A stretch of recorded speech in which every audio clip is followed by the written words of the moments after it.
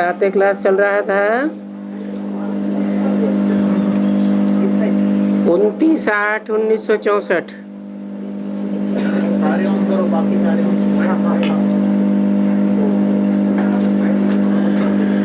10 page पर मध्यादि में बात चल रही थी कि ये षष्ठी चक्र कैसे फिरता है, जन्म कैसे मिलता है। ये नॉलेज मैं तुम बच्चों को देता हूँ।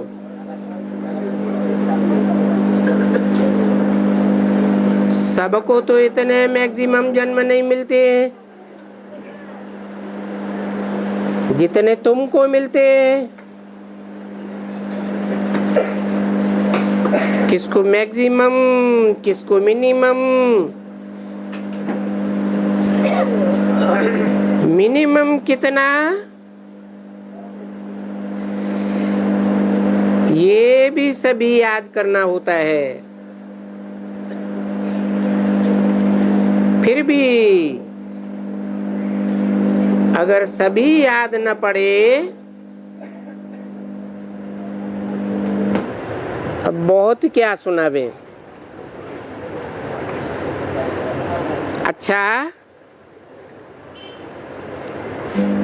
एक को तो याद करो ना।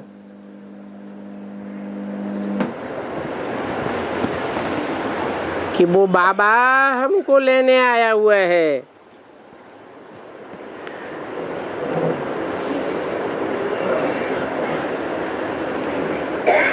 अभी 84 जन्म पूरा हुआ।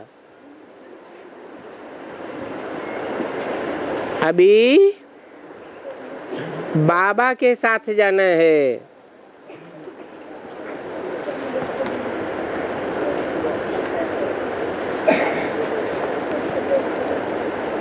इसलिए अच्छी तरह से बाप को याद करते रहना है।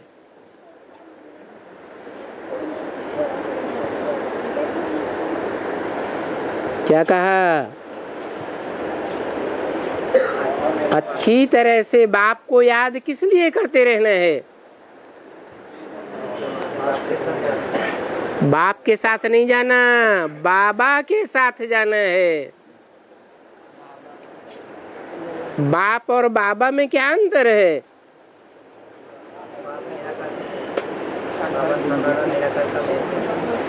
बाप माने आत्माओं का बाप, बेहद का बाप। और बाबा माने जो आत्माओं का निराकार बाप है, वो बाप साकार में प्रवेश करके बाबा बनता है। आत्माओं के बाप को बाबा नहीं कहेंगे। बाबा माने ग्रैंडफादर। वो तो सिर्फ बिंदु बिंदु आत्माओं का क्या है?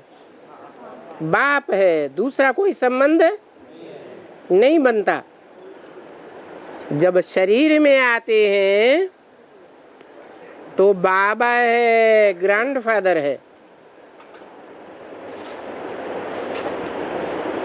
प्रजापिता बाप है, फादर है मनुष्य सृष्टि का। और प्रजापिता का भी बाप बाबा कहेंगे, ग्रैंडफादर। लेकिन शरीर में है तब कहेंगे।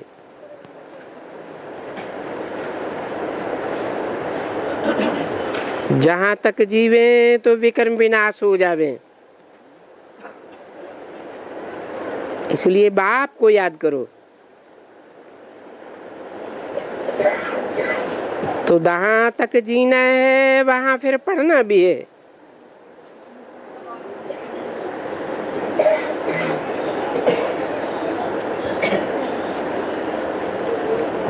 जीने का मतलब क्या है? जिंदा है। इस बात में जब तक देवान में जिंदा है तब तक पढ़ाई पढ़नी है। जब आप पक्के आत्माभिमानी 100% बन जावे तो पढ़ाई पूरी हो जाती है।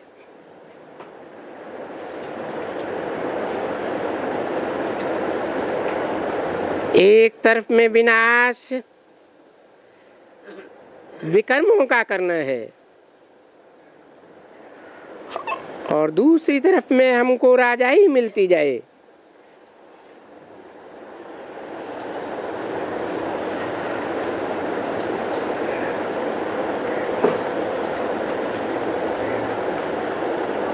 दोनों साथ साथ होगा क्या है? एक तरफ और दूसरी तरफ। एक तरफ क्या होता जावे? विकर्म विनाश होता जावे और जितना जितना विकर्म विनाश होता जावे उतनी हमको राजाई भी मिलती जावे। ये कैसे संभव है?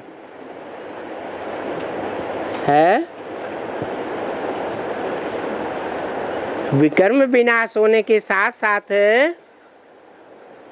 राजाई मिल सकती है क्या? है आत्मा कर्मदेव को जीत पा जाता है। जितने जितने आत्मा का बोझा कम होता जाएगा उतना उतना आत्मा हल्की फुल्की प्रफुल्लित रहेगी और हल्की फुल्की प्रफुल्लित आत्मा को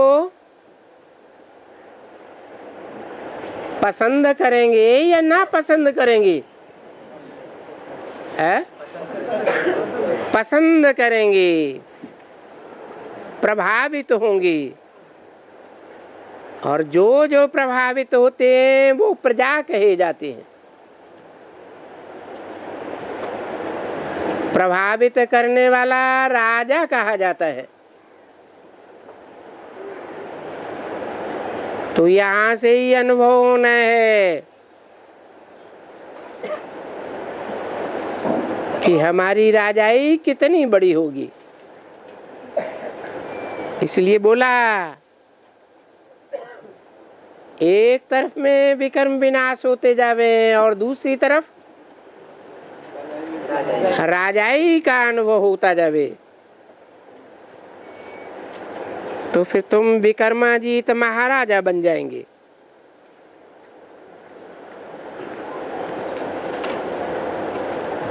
श्री लक्ष्मी नारायण को विक्रमाजीत कहते हैं।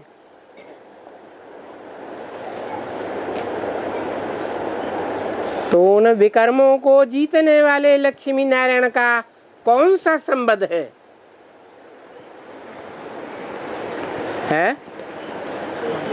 उनका संबंध कौन सा है? है तो विकर्मों को जीतने का संबंध तो है, लेकिन कौन सा संबंध है?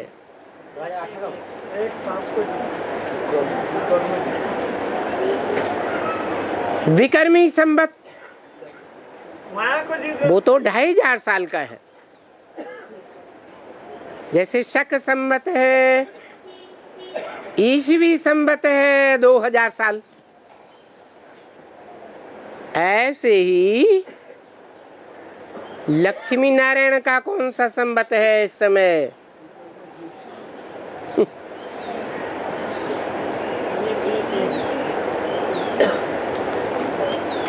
मोहम्मद का 1400 ईस्वी कहेंगे, 1400 वर्ष पहले आया। तो लक्ष्मी नारायण का कौन सा संबंध कहें? 5000 वर्ष। तो 500 करोड़ मनुष्य आत्माओं के बीच में सबसे पुराना संबत है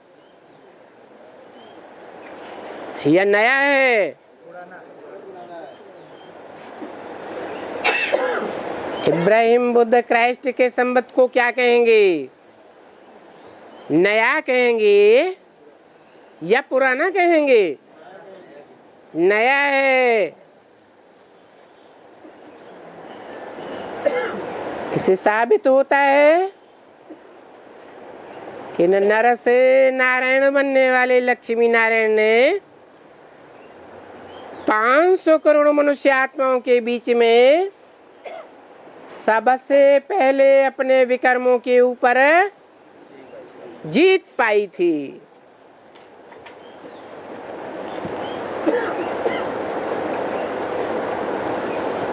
तो देखो, तुम जान सकते हो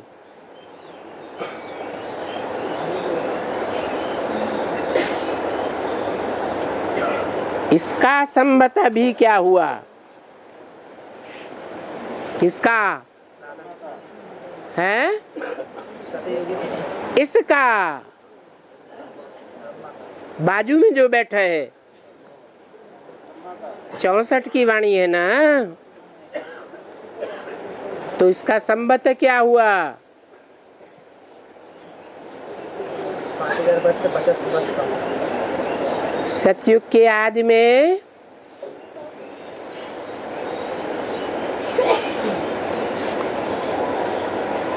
कहेंगे इस ब्रह्मा का, ब्रह्मा उर्फ कृष्ण का संबत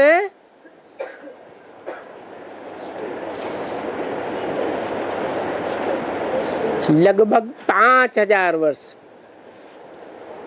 और नर नारायण का संबत उससे भी पहले।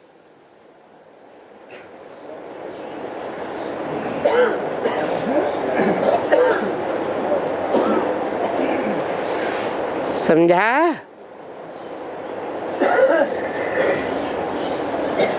फिर विकर्म करने वाले का संबत विक्रमाजीत संबत, क्योंकि वो आधा से फिर विकर्मी हो जाते हैं। आधा माने 2500 वर्ष के बाद विकर्मी हो जाते हैं।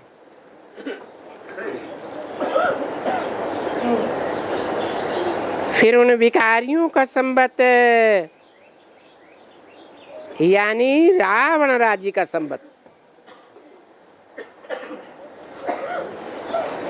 तो वो राम राज्य का संबत कौन सा? राम राज्य का संबत कौन सा?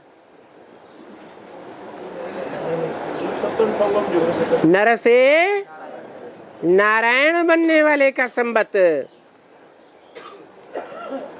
और 2500 वर्ष के बाद विक्रमाजीत का संबत। मन क्या हुआ? अरे किसका संबत कहें? वो राम का संबत। ये कहेंगे रावण का संबत।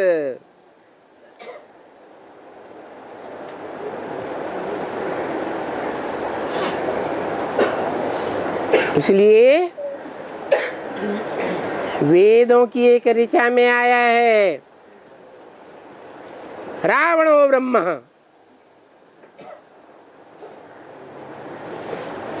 रावण के कितने सिर? उन सिरों का मुखिया कौन है? गधा। बाप बच्चे को गधा कह के बोलता है, उसका क्या कारण होता है? बच्चे की बुद्धि उतना काम नहीं करती है, तो कहा जाता है गधा। गधा क्यों कहा? भगवान ज्यादा। क्योंकि गधा कितनी भी बार स्नान कराओ क्या करेगा? देवभान की मिट्टी में लौट जाएगा। क्यों लौट जाएगा? क्योंकि गधे की बुद्धि में ज्ञान का ज्ञान जल की एक बूंद भी बैठती नहीं है। कान नहीं है क्या? है? कान तो है लेकिन बुद्धि नहीं है, समझ शक्ति नहीं है। इसलिए ब्रह्मा को बच्चा बुद्धि कहा। तो ये हुआ राम राज्य और ये हुआ रावण राज्य का संबंध।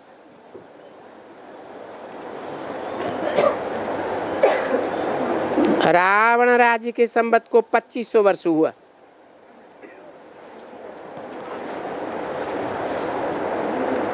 ऐसी ऐसी बातें भूल तो नहीं जाएंगे ना? है? रावण राज्य का पहला राजा कौन है?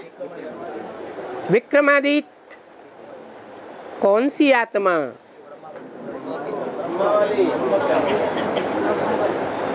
तो राज्य किसका? यथा राजा तथा प्रजा कही जाती है।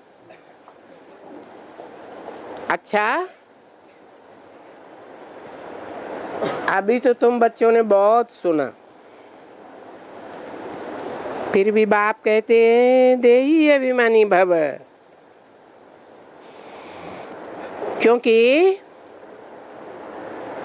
क्यों देही अभिमानी भव है? तुमको क्यों कहते हैं देही अभिमानी भव है? नहीं, तुमको माने क्या? तो सन्मुख बैठे बच्चों को ही क्यों कहते हैं देही अभिमानी भव? औरों को क्यों नहीं कहते? है? बाप बच्चों को कहते हैं, तुम बच्चों को। इसको या इनको, इनके फॉलोअर्स को नहीं, उन धर्म पिताओं को या उनके फॉलोअर्स को नहीं, तुम बच्चों को कहते हैं देही अभिमानी भव। क्यों कहते हैं? क्योंकि तुम बच्चे बाप को पहचानते हो। क्या पहचानते हो?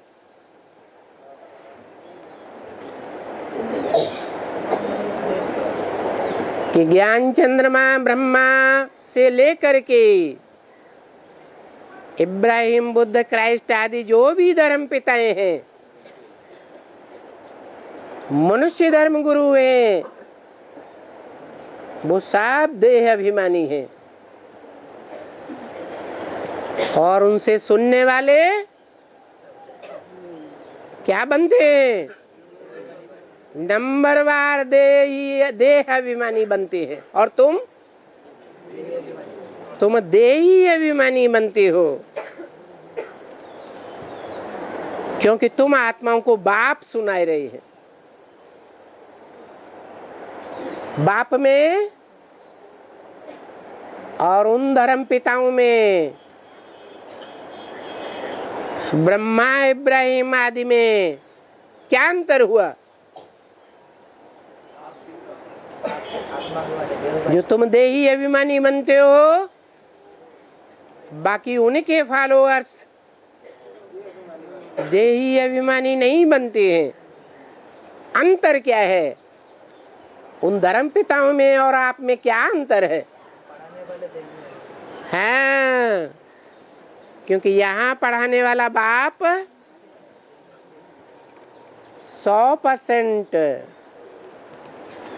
क्या है? देही अभिमानी है, निराकारी है। तो उठते चलते फिरते बाप को भी याद करो और इस नॉलेज को भी धारण करो।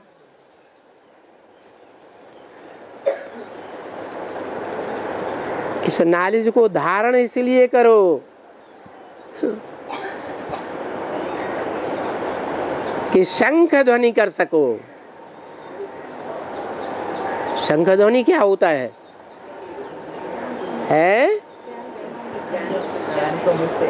ये मुख क्या है? ये मुख शंख है। जैसे उस शंख में फूंक मारने से, उसमें फूंक डालते हैं तो हवा निकलती है ना बाहर। ऐसे ही इस मुख से जब बोलते हैं तो हवा बाहर जाती है या अंदर आती है? और हवा के साथ आवाज भी आती है।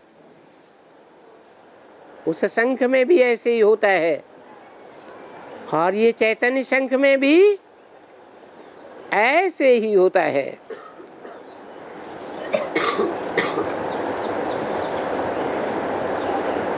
तो जब इस नॉलेज को धारण करेंगे तो अंदर में सुदर्शन चक्र तो फिरेगा ना। पर इस सुदर्शन चक्र को तो तुम जानते हो, और जो जानते हैं वो सुनाएंगे जरूर।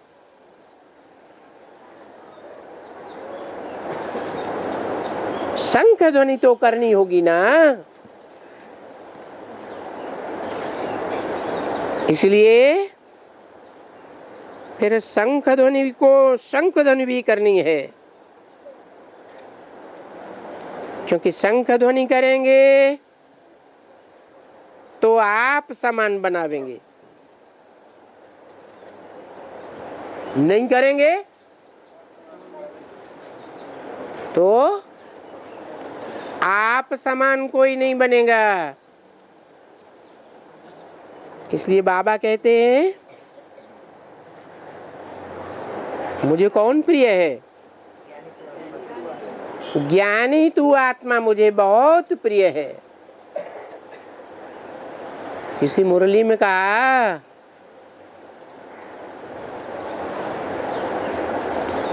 कि धारणावान आत्मा मुझे बहुत प्रिय है, विशेष प्रिय है। शास्त्रों में भी लिखा ज्ञानी प्रभु विशेष प्यारा। ज्ञानी क्यों प्यारा लगता है? बहुत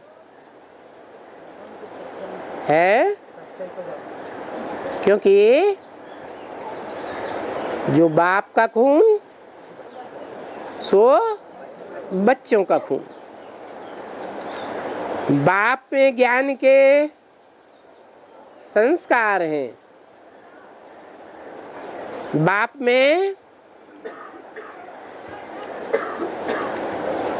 ज्ञान युक्त संकल्प हैं, संकल्पों का खून है। तो बच्चों में भी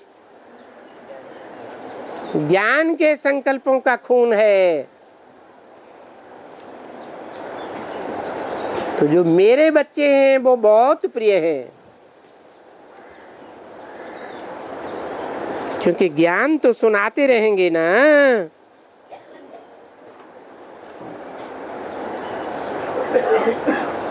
कि जड़ चित्रों की प्रदर्शनी करते रहेंगे, हैं? ज्ञान तो सुनाते रहेंगे ना,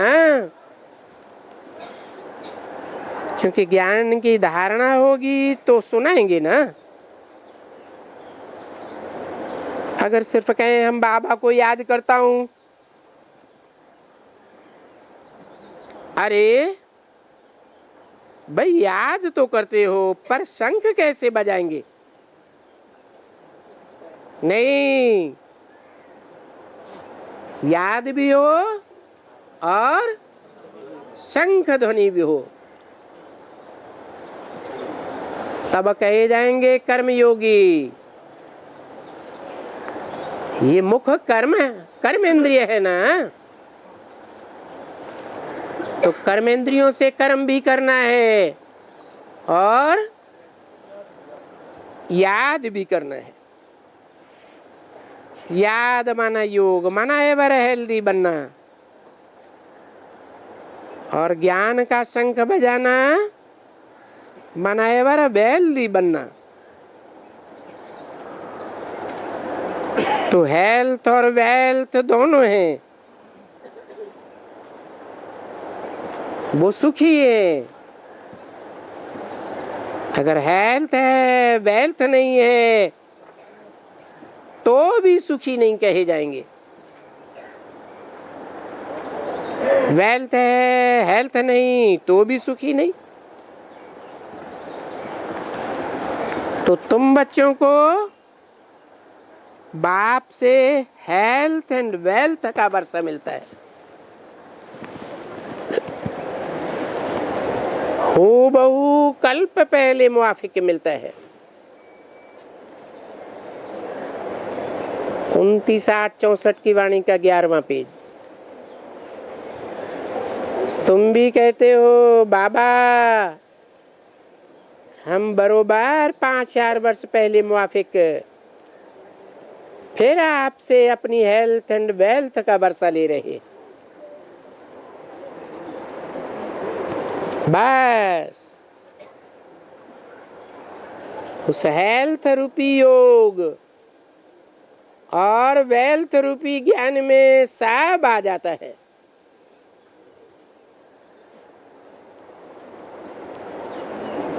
अच्छा, बच्चों को टोली खिलाओ, ये किसने बोला? ये ज्ञान सुनाते सुनाते इन्हें टोली क्यों याद आ जाती है? भक्ति मार्ग में कथा सुनने जाते हैं तो कथा सुनने वालों को जल्दी होती है, जल्दी पूरी कथा हो। वही कथा की बातें बार बार सुनाते रहते हैं तो कथा जल्दी से पूरी हो और फिर क्या हो, प्रसाद मिले और हम जल्दी से घर जाएं।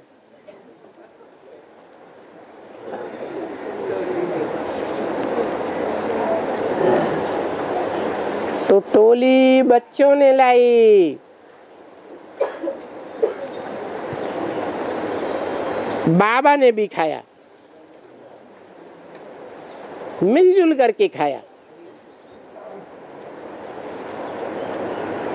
देखो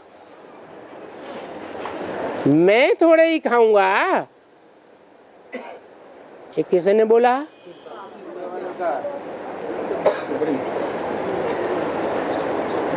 मैं खाऊं तो फिर कहूंगा ये मीठा है।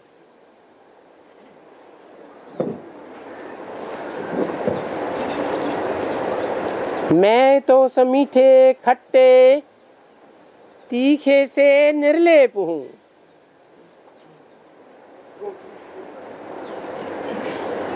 ये सन्यासियों ने उल्टा ले लिया है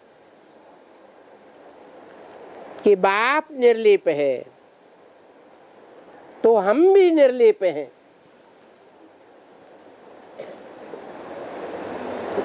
ऐसा होता है क्या? है? क्यों नहीं होता है?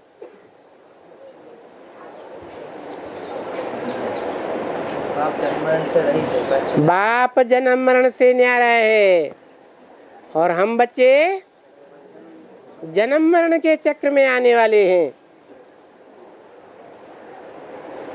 तो जो बच्चे आत्माएं जन्म मरण के चक्र में आने वाली हैं वो लेप छेप से परे कैसे हो सकती? जो लेप छेप से परे होगा वो तो न नीचे गिरेगा और न ऊपर उठेगा। तो सन्यासी कहते हैं कि बाप निर्लेप है तो हम आत्मा भी निर्लेप है, क्योंकि हम बाप के बच्चे हैं। अच्छा, बच्चे तो भले समझो, फिर अपन को बाप क्यों समझते हो? क्या कहते हैं? आत्मा सो परमात्मा कहते हो। हम सभी आपस में ब्रदर्स हैं, सो तो सभी आत्माएं हैं ना, ब्रदरहुड। फिर अपन को परमात्मा कह करके फादरहुड कैसे कहते हो? और फादरहुड है, फिर वर्षा किससे लेंगी?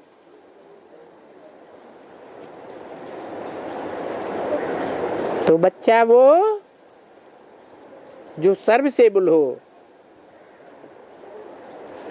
उनको आप समान बनाने का भी बहुत शौक होता है।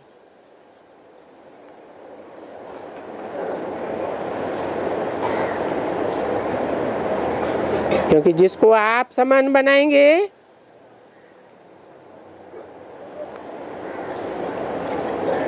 वो क्या बनेंगे? है नहीं, जिनको आप समान बनाएंगे वो वारिस बनेंगे।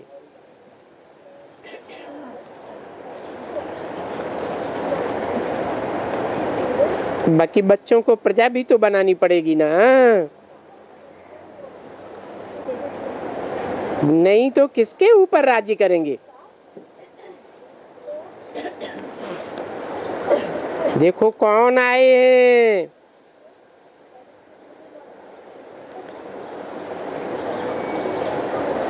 बाप आए हैं, बच्चों को स्वर्ग का मालिक बनाऊं। जिस बच्चे को है कि मैं भी यहाँ हर एक को स्वर्ग का मालिक बनाऊं, सो भले एक आ जावे, जो भी हो आवे। अच्छा, आओ बच्चे। किसी बच्चे ने कहा नहीं बनूंगा। अरे क्यों नहीं बनूंगा?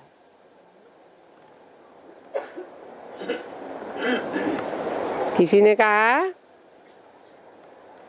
इसलिए नहीं बनूंगा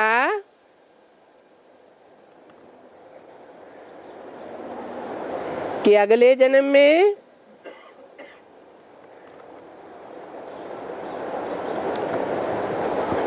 मुझे नहीं जाना है। क्या तुम्हारा ये मतलब है कि तुम कोई का भी जीवन नहीं बनाओगे? हम कहें कि ये बच्ची दुखी है, उनको उनकी माई कहती है शादी जरूर करनी होगी, और वो कहती है कि मैं शादी नहीं करूंगी। अच्छा, भला कोई युगल ऐसा मिले गंधर्व विवाह करे तो मैं उनसे अपना पर्दा दे सकता हूं।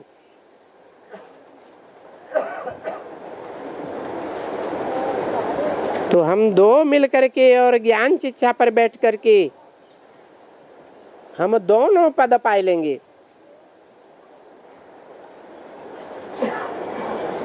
तो किसी ने कहा नहीं बाबा, ये भी एक प्रतिबद्धता की बात हो जाएगी, इसलिए नहीं।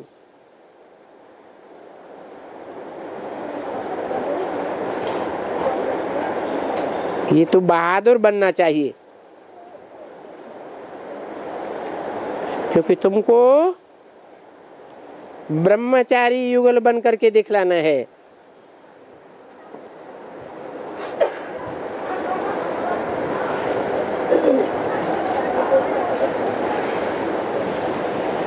तो बहुतों की बुद्धि में आ जाता है कि बाबा ने तो कह दिया है ब्रह्मचारी युगल बन करके दिखाना है, इसलिए हम आपस में गंधर्व विवाह करेंगे। अरे क्या तुम बच्चे ऐसे कह सकते हो? हाँ नहीं है? नहीं, वो तो ठीक है। अभी तो बाबा ने बोल दिया ना तुमको ब्रह्मचारी युगल बन करके दिखाना है, तो बाबा ने तो बता ही दिया ना।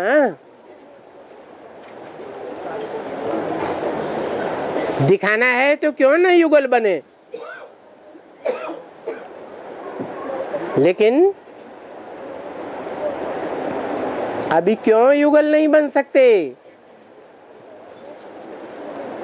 हैं? नहीं,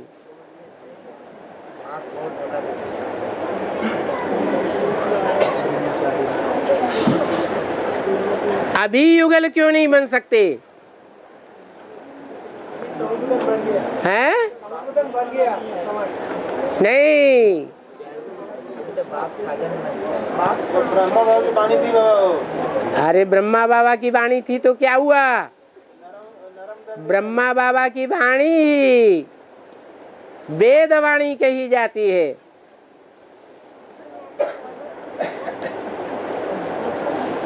ब्रह्मा के मुख से वेद निकले, वेद वाणी से ही दो मालाएं साबित होती हैं, एक रुद्रमाला और दूसरी विजय माला। कौन सी माला पहले प्रत्यक्ष होती है? रुद्रमाला। किसके बच्चे?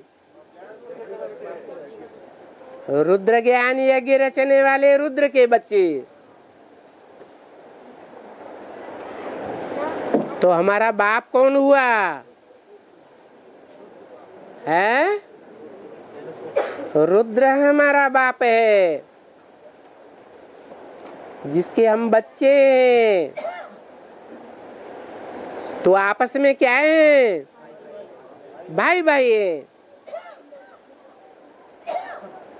अगर शरीर से देखें प्रजापिता ब्रह्मा की औलाद हैं तो भी भाई बहन है। भाई बहन आपस में शादी करेंगे युगल बनेंगे क्या है? लेकिन ऐसे विचार तो आते हैं ना बहुतों को, क्योंकि ज्ञान की कमी है। ज्ञान की कमी है। क्यों क्यों ज्ञान की कमी है? जब बाप के बच्चे हैं, बाप ज्ञान का सागर है, तो बच्चे भी बाप समान होने चाहिए ना। अगर ज्ञान की कमी है और कमी होने के कारण शादी वादी या युगल बनने के संकल्प आते हैं आपस में, तो बाप क्या कहेगा? हैं? बाप कहेगा कुल कलंकित है। बाप के कुल को कलंक लगाने वाला है। भाई होकर के बहनों को ऐसे ऐसे संकल्प आते हैं। ऐसे संकल्प तो द्वापर के आदि में जब इब्राहिम आया उनकी जनरेशन थी क्या? है? नहीं थी। तो उनको संकल्प आते थे क्या? भाई बहनों में शादी होती थी। आज भी मुसलमानों में वो परंपरा चल रही है। सिर्फ माँ का दूध बचाते हैं, बाकी मामा की लड़की, चाचा की लड़की,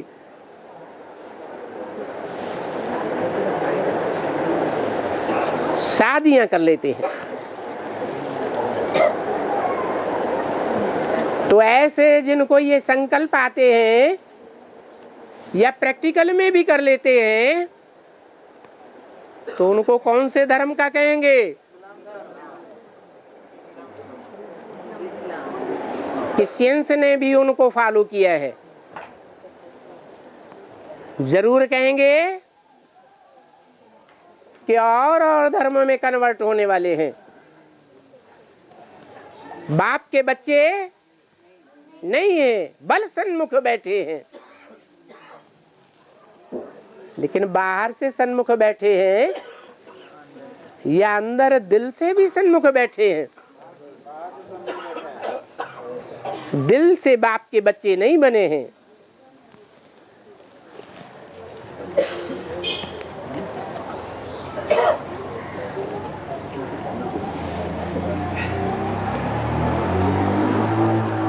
तो भी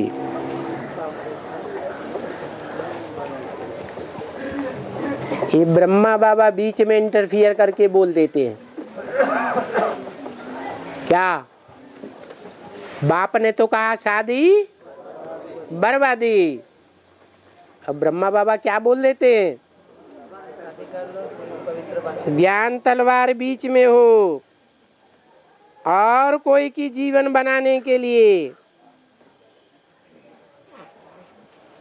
ऐसे संकल्प आते ना कि इस कन्या का हम जीवन बनाए दे, नहीं तो बेचारी का कोई अज्ञानी के साथ शादी हो जाएगी। तो जीवन बनाने के लिए, नहीं तो बेचारी कुछ जाएगी, कोस घर में चली जाएगी। हमारे पास बहुत एप्लीकेशंस आती हैं।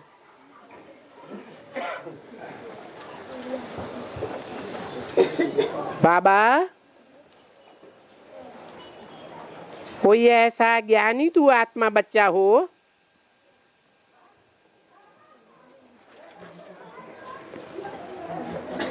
वो बच्चा मुझे दो, नहीं तो ये हमको कहीं फट से शादी करा देंगे। पीछे अगर हम कह देवे तो किसी बच्चे ने कहा नहीं बाबा हमको स्वतंत्र रहना ही अच्छा है,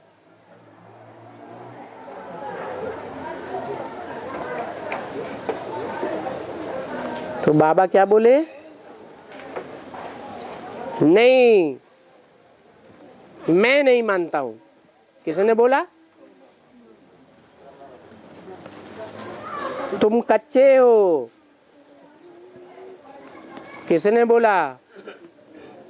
हैं? ये कच्चे हो किसने बोला?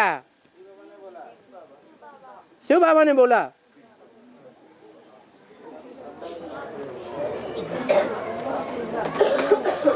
अगर तुम किसी बच्ची का जीवन नहीं बनाते हो, उसकी शादी हो रही है, जीवन बनाते हो तो पक्के हो, और जीवन नहीं बनाते हो तो कच्चे हो। है? जीवन बनाते हैं तो पक्का। जीवन बनाते हैं। दूसरी मुरली में तो कहा पहले ही दिन ढेर हो जाएंगे। अगर शादी की तो बाबा तो कोई वक्त में ऑर्डर कर देंगे कोई वक्त में कोई टाइम ऐसा भी आवेगा, बाबा ऑर्डर कर देंगे। वो कौन सा टाइम आएगा है? बच्चे कहते हैं बाबा हमारा बाप कहता है शादी जरूर करना, हम ना करते हैं तो मार पीट करते हैं। भला अभी हम क्या करें?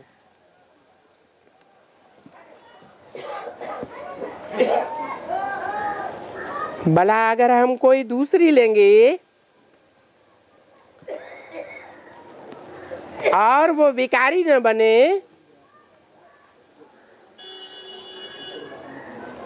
अपने धर्म की ना होगी, अपने घराने की ना होगी, वो आएगी तो हमारा माथा खराब कर देगी। बाबा हमको तो कोई अच्छी बच्ची चाहिए।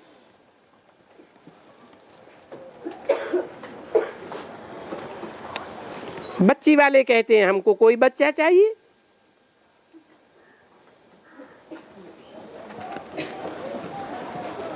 हमारे पास लिस्ट पर रहती है,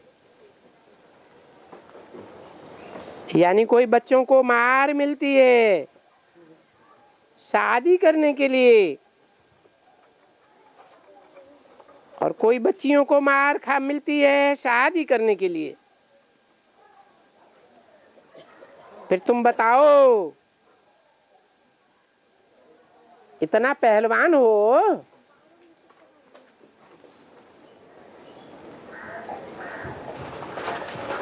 किसी ने कहा बिल्कुल पहलवान है। मैं जो कहूंगा सो मानोगे?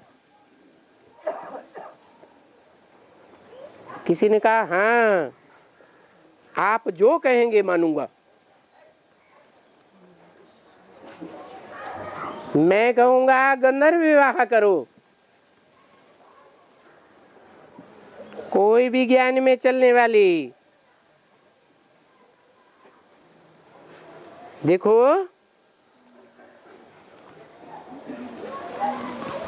सन्यासियों को दिखलाना है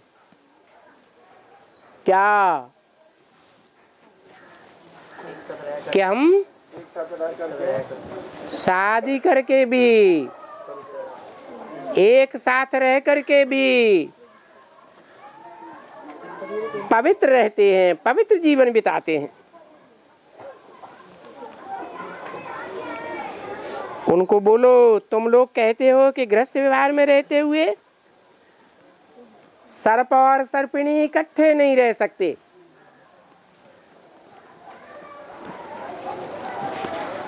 इसलिए तुम भाग जाते हो, और भाग करके फिर क्या करते हैं? हैं? क्या निर्विकारी हो जाते हैं? हो जाते हैं। जिसको छोड़ते हैं उनको तो नागिन कह देते हैं।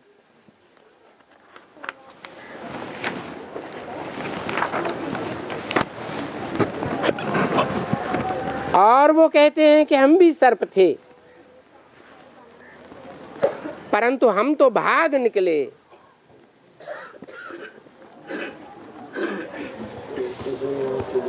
जाकर जंगल में बैठे, इसलिए वो समझते हैं कि अभी हम सर्प नहीं हैं।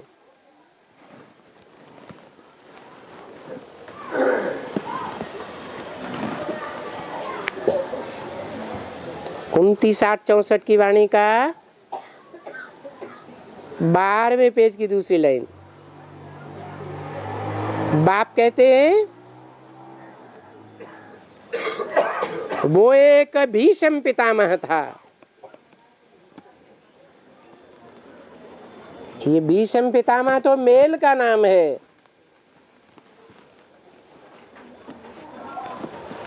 परंतु फीमेल का नाम भी तो दिखाना चाहिए ना।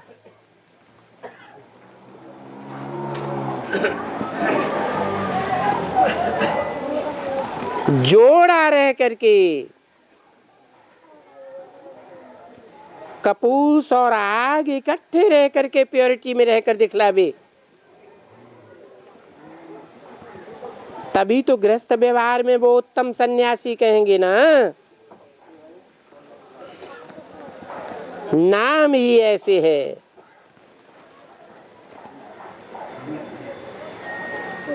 भले बाबा ऐसे कहते नहीं है कि नहीं, जरूर तुमको कराऊंगा, परंतु अगर समझो किसकी जान बचानी हो तो ऐसे बाबा कर रहे हैं बरोबर। कोई देखो तुम्हारी ही कुल की कोई स्त्री कन्या आती है और उनका बाप मारते नहीं है, वो कहते हैं कि तुमको शादी जरूर कराएंगे, नहीं तो मारेंगे पीटेंगे, एकदम उस बच्ची को ऊपर से फेंक देते हैं, नीचे जाकर पड़ती है।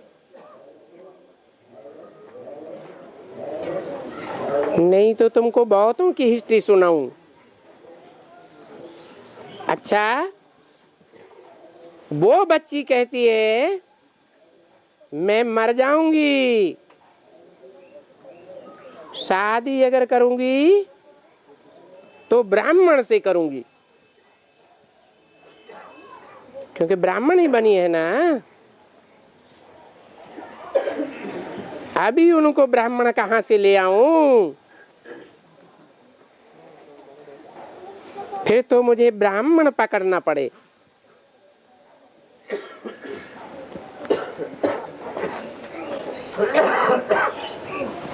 है क्या पकड़ना पड़े?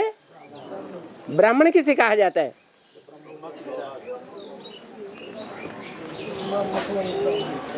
ब्रह्मा की औलाद भी तो दो तरह के हैं, एक मुखवंशावली, एक कुखवंशावली।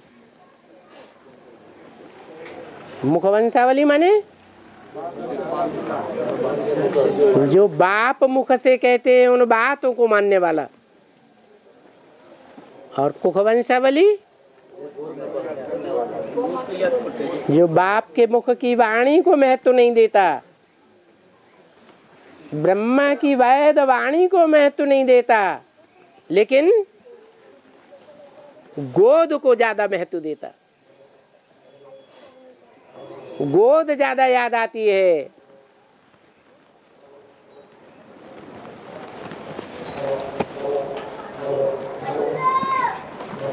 तो उनको कुखवंशावली ब्राह्मण कहा जाता है।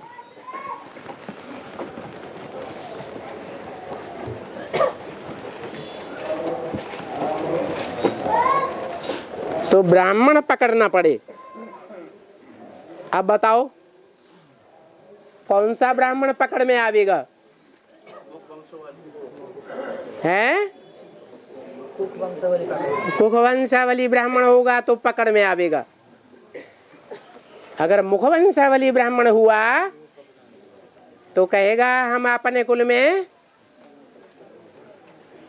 शादी कैसे करेंगे? वो परंपरा भारत में अभी भी चली आ रही है। क्या अपने कुल में शादी नहीं करते हैं?